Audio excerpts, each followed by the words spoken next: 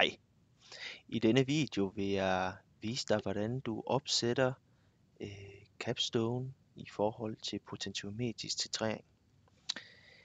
Inden du gør det, så bliver du nødt til at kalibrere din pH-sensor, og det har jeg vist i en tidligere video, så det vil jeg ikke komme ind på her.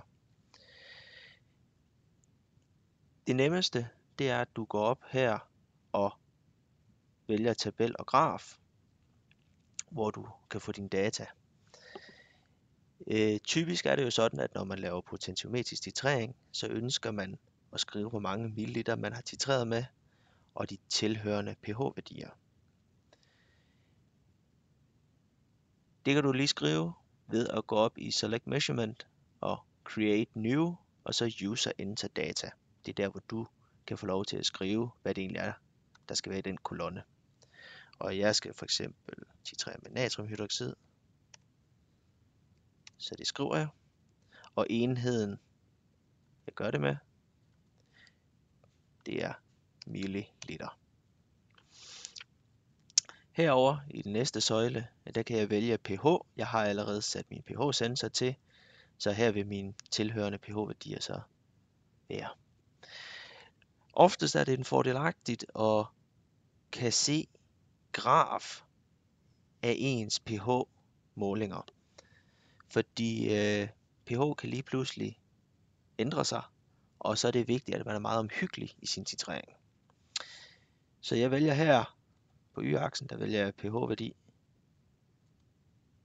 og på x-aksen, der vælger jeg,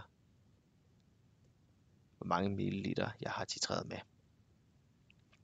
Godt.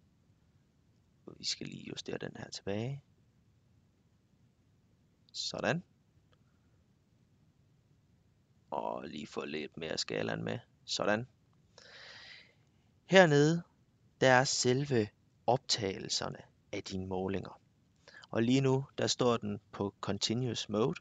Og det betyder faktisk, at lige nu er pH-sensoren sat til at tage en måling 5 gange i sekundet. Det er vi ikke interesseret i. Vi er interesseret i, at vi får lov til at bestemme, hvornår målinger skal optages. Og for at ændre det, så ændrer du Continuous Mode til Keep Mode. Du kan se, det ændrer sig lidt hernede. Når du er klar til at starte dine målinger, ja, så trykker du Preview. Og du kan se, at tiden er gået i gang.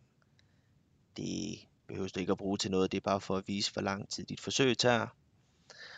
Og du kan også se, at der er den første måling. Lige nu, der måler den pH 7,4.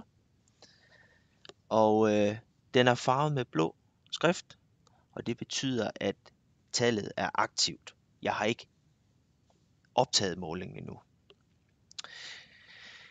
Så går jeg ned, når jeg er interesseret, og trykker Keep Sample, og du kan se, at nu skifter den plads og har gemt min måling, og jeg har for eksempel ikke titreret, så jeg skriver selvfølgelig 0 ml basetitreret. Og nu vil jeg så begynde at titrere, og pH vil selvfølgelig ændre sig en smule.